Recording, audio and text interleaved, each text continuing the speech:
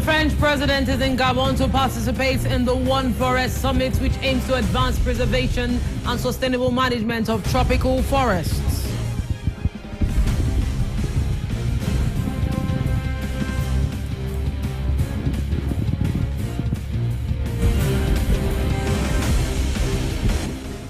The Independent National Electoral Commission has declared the All Progressive Congress presidential candidate Bola Ahmed Tinubu as the president-elect of Nigeria.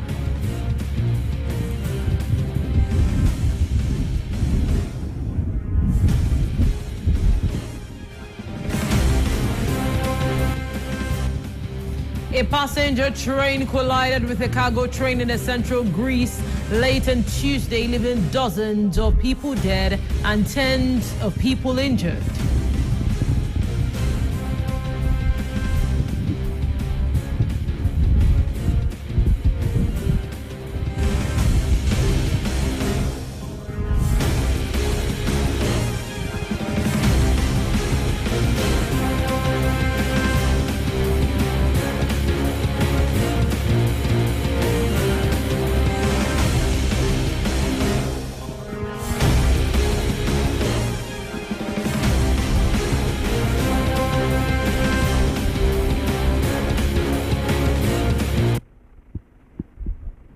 Good afternoon, our dear viewers. Welcome to the 1 p.m. news edition with Hazel Ogwebe, coming to you live and direct from Golfe TV Africa here in the city of Cotonou. Now to the news in detail, starting from the local scene. Now, there was a two-day regional workshop on strengthening apprenticeship systems in the informal economy in Africa in order to promote quality innovation and transition to formality. Now, the workshop ended on a note of satisfaction and fulfilled expectations. More information in the following commentary.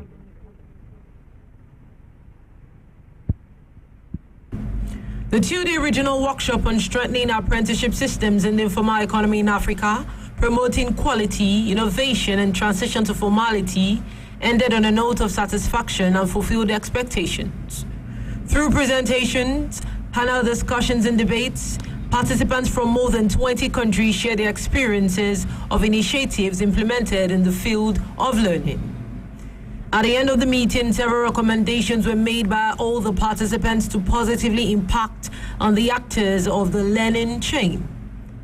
Representatives of employers and workers' organizations, craftsmen associations, and federations present at the workshop expressed their satisfaction with the atmosphere that prevailed and, above all, with the quality of debate without concealing the importance of the recommendations for improving apprenticeship systems. The Director of Development of the Swiss Corporation, representing the technical and financial partners, appreciated the importance given to the workshop by the Beninese government and invited the TFPs to support the efforts of the various governments to achieve the objectives set at the end of this workshop. The Minister of Secondary Technical Education and Vocational Training, Evie Chabi, also invited government officials to respect the recommendations and resolutions taken to revitalize the informal learning sector.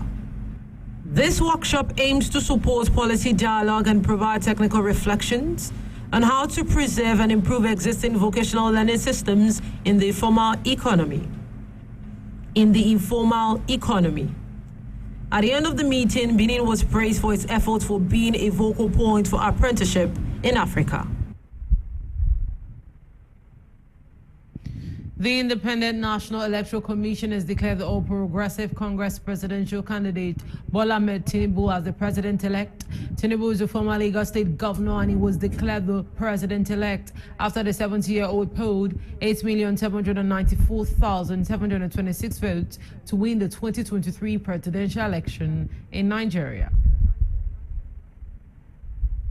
The Independent National Electoral Commission has declared the All Progressive Congress presidential candidate in Nigeria, Bola Ahmed Tinubu, as the president-elect. Tinubu, a former Lagos State governor, was declared the president-elect after the 70-year-old polled 8,794,726 votes to win the 2023 presidential election in Nigeria.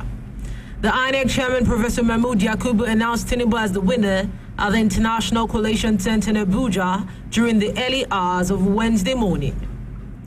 Tinubu won the election ahead of other contenders of the People's Democratic Party, Atiku Abubakar, the Labour Party candidate Peter Obi, and the new Nigeria People's Party candidate Rabiu Kwakwanso. The three leading presidential candidates won in 12 states each, while Kwakwanso claimed only Kano State. Tinubu edged Atiku, a former vice president and his closest challenger, with no fewer than 1.8 million votes. The Punch reports that the 2023 presidential election is the first time that Tinubu contested for the nation's top job. The former senator left office as a two-term governor of Lagos State in 2007 and is credited with leading the coalition that ousted the PDP from power in 2015 and has extended its influence beyond the southwest region in Nigeria in recent years. Declaring Tinubu as the winner, the INEC boss said, Tinubu Bola Ahmed of the APC, having satisfied the requirements of the law, is hereby declared the winner and returned elected. The APC camp was seen rejoicing when the announcement was made.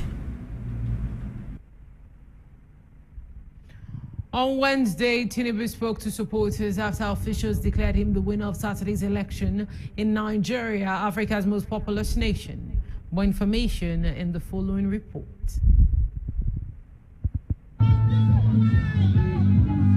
Shortly after being declared winner of Nigeria's highly contested election, Bola Tinubu stopped at the APC's campaign headquarters in Abuja to address his supporters who were celebrating their victory to the rhythm of Afrobeat music. In his speech, he appealed for reconciliation with his rivals and promised to make Nigeria better.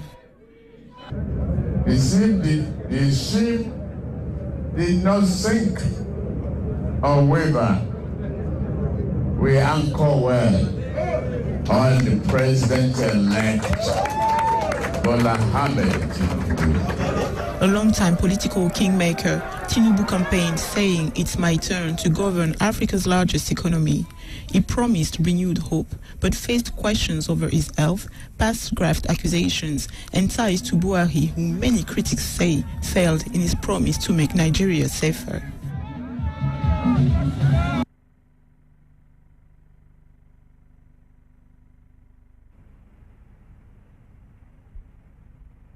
Still on the Nigerian scene, Nigeria's Labour Party denounced the country's presidential elections on Wednesday, claiming they had not been transparent, free and fair.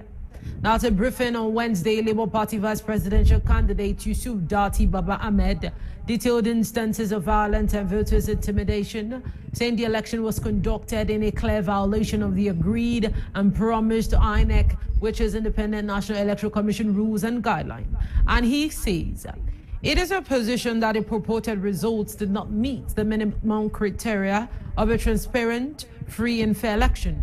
In addition to the most condemnable attacks, violence, voters' intimidation and suppression, the election in Nigeria was conducted in a clear violation of agreed and promised of the Independent National Electoral Commission.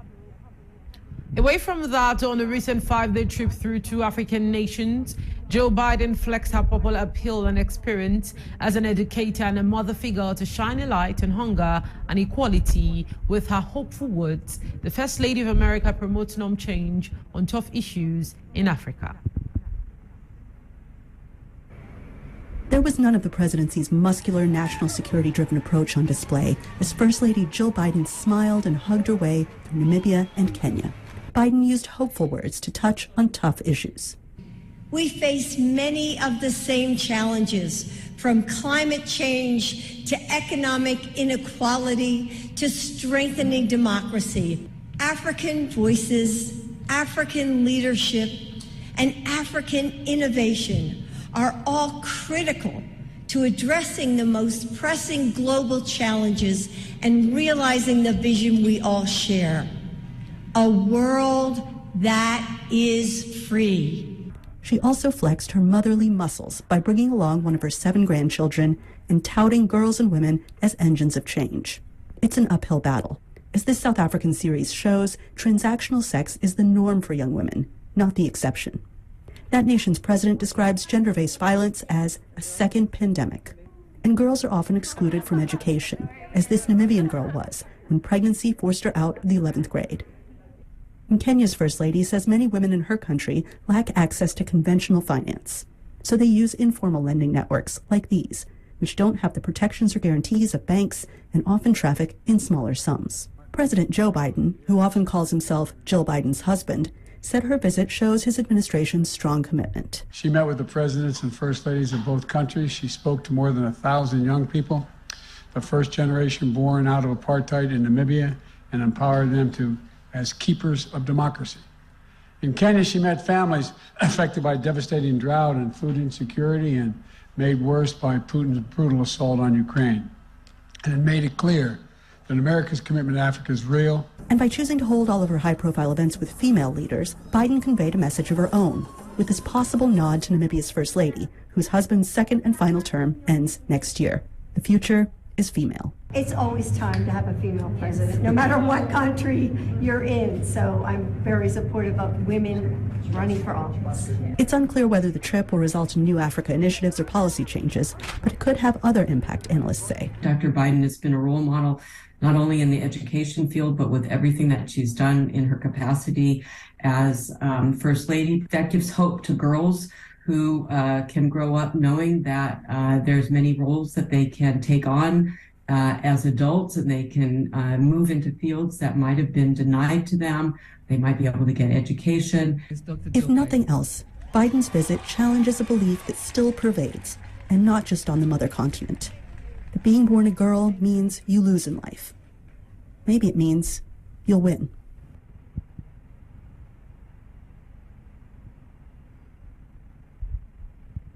Crossing still on the African scene, Tanzanian opposition politician God Bless Lema returned home on Wednesday from exile in Canada to a cheering crowd, his party announced, as Tanzania hopes to turn the page on years of authoritarian rule.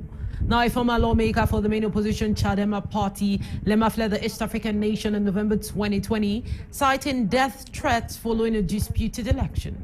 His return comes a month after another opposition stalwart, Tundu Lissu, returned to his native country after spending most of the past 5 years in exile following an assassination attempt. The French president is in Gabon to participate in One Forest Summit, which aims to advance the preservation and sustainable management of tropical forests. After Gabon, Emmanuel Macron will be visiting Angola, Congo, and the Democratic Republic of Congo. Government critics in Gabon have denounced the visit to the country by French President Emmanuel Macron. According to the critics, Macron's visit has been seen as a way to support President Ali Bongo, elected under controversial conditions in 2016 and likely candidate for re-election this year. That the Gabonese know how to defend themselves from a double oppression, that is to say, from France and then from the Bongo PDG clan. If we are not able to defend ourselves against this double oppression, and if we spend our time complaining and whining in a certain way, we will not manage to get out of this double stranglehold. The French president is in Gabon to participate in the One Forest Summit, which aims to advance the preservation and sustainable management of tropical forests. We have the impression that there is a form of hypocrisy around this climate issue. It is used as a gimmick to support a dictatorship, because the Gabonese regime is considered a dictatorship, and we believe that France, through the arrival of Macron in Gabon, is simply supporting the Bongo dictatorship. After Gabon, Emmanuel Macron will be visiting Angola, Congo, and the Democratic Republic of Congo, where he will have the opportunity to test the new relationship that he is calling for with a continent where France's influence is constantly declining.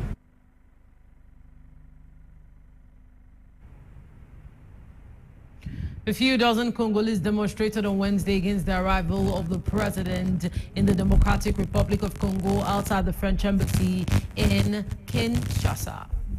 Crossing away from that, still of course, on the international scene, a passenger train collided with a cargo train in central Greece late on Tuesday, leaving dozens of people dead and tens of people injured.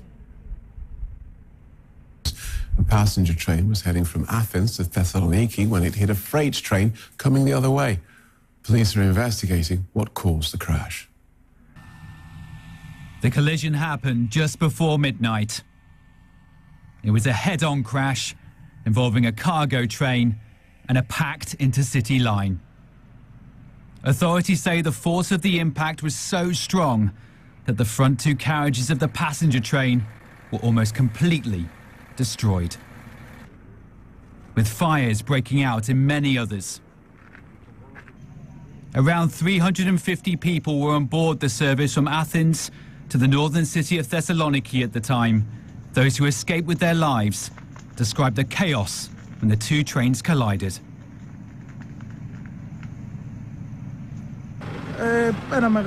We heard a big bang. It was 10 nightmarish seconds. We were thrown around in the wagon, eventually falling on our sides. The commotion stopped. Then there was panic, cables everywhere. The fire was immediate. As we were rolling, we were burning. Fire was everywhere. As we landed, a fire erupted right next to us. This man, he saw a hole, so we managed to get out through there. Emergency teams and rescue crews worked through the night and in the thick smoke, searching for survivors. Scouring each broken carriage by torchlight for signs of life. And the bodies of those killed in the crash. It's a huge operation involving more than 150 firefighters and 40 ambulances. The rescue work continuing into the morning, with specialist equipment also deployed to help clear the debris. It's not yet known what caused the collision, but it is already being described as the worst train accident in Greek history.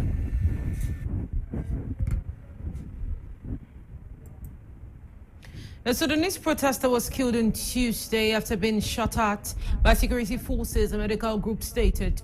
Now, the man was taking part in an anti-government protest in East Nile area, located just outside of Khartoum.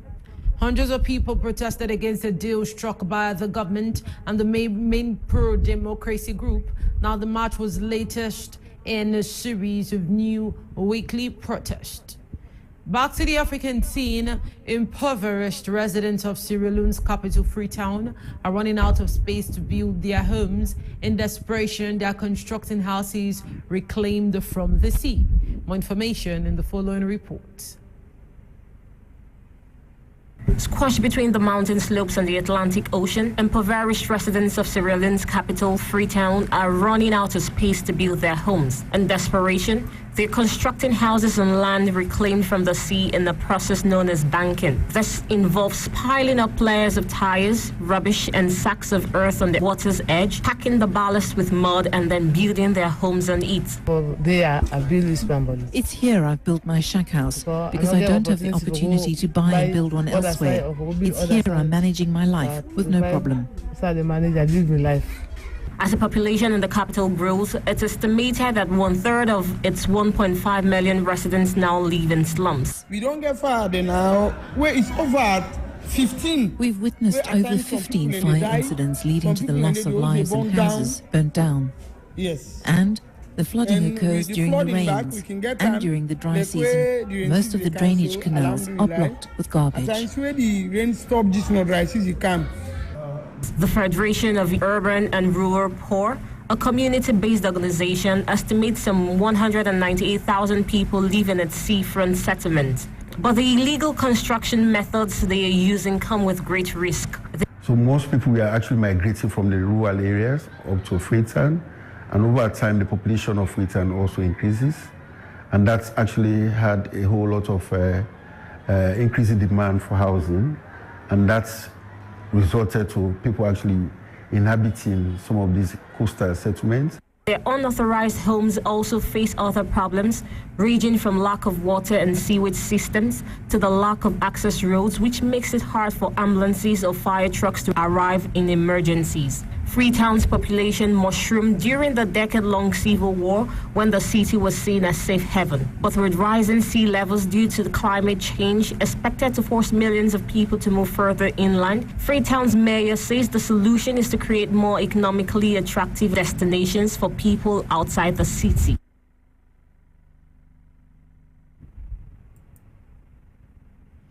Away from that, a 1.443-kilometer long heated pipeline from the shores of Lake Albert in Uganda to the port of Tanga in Tanzania is underway on the East African crude oil pipeline and Tilanga well drilling project, as Uganda hopes to begin extracting its own oil come 2025.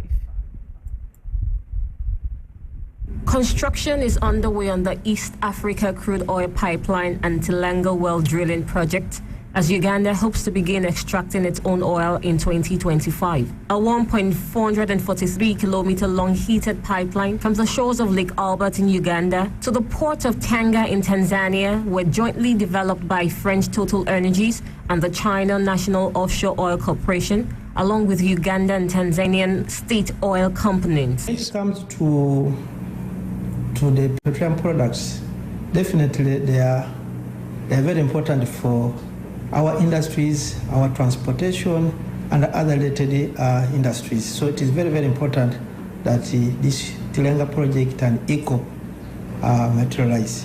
For ECOP, we get revenue. For Tilanga, it means we are getting the resource. While Total Energies and Ugandan authorities state that the vast majority of the project-affected persons, the PAPS, have been adequately compensated for the loss of their land, houses, fields, and crops, and improved their lives, some of the NGOs are claiming PAPs agreed to propose compensations out of fear.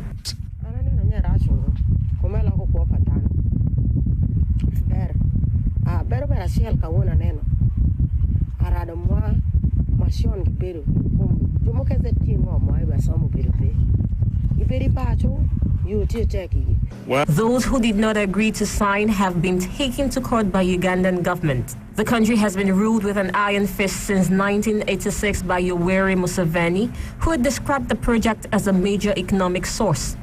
If they cared to invite like a conference of all those who have been paid to present their problems, I can assure you will discover that those payments, it is because of the fear what the communities have been going through. Total Energies have claimed that Tilanga will create 7,000 jobs in the Lake Albert region, and some residents have benefited from land buyouts and scholarships, while others have been taken to courts for opposing the project.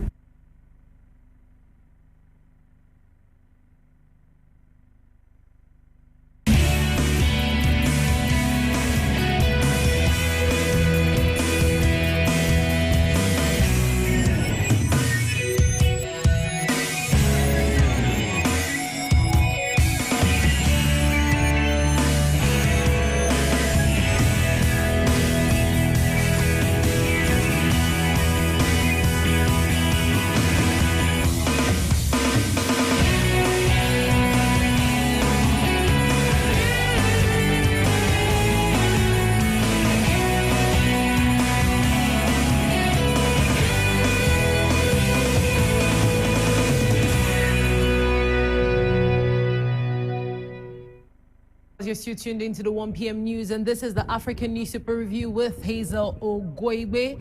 And now we're going to be starting on the pages of the This Day Nigeria. And the top story says, the world moves against Nigeria's tainted polls. US, EU, and African Union and ECOWAS, and all of them condemn the lack of transparency by INEC on the pages of the This Day Nigeria. Still on This Day Nigeria, investors cautious as stock market crosses 30 trillion naira market capitalization. For more of that story, you could check the pages of This Day Nigeria. Away from This Day Nigeria, let's see the top stories that are trending on the front page of the Citizen Tanzania. Now, today on the Citizen Tanzania, it's talking about Tanzanian loading French court. And the story says Tanzania loads French court's verdict on ECOP. And it says the government described as encouraging a French court's decision to dismiss a landmark case against Total Energies, which is involved in the East African crude oil pipeline project. And talking about the political scene in Tanzania, tyranny drove me into exile. Lema, a human rights lawyer, just returned from Canada, and he's back, and he was applauded. There was a large crowd. You can see people gathered and are really excited that he has come back from exile. And the story says, Vodacom Tanzania Chief and Future of Digital Services and Transformation. All this and more could be found on the pages of the Citizen Tanzania. Now, crossing away from the pages of the Citizen Tanzania, let's see the stories that are making the round on the front page of the Guardian Post Cameroon.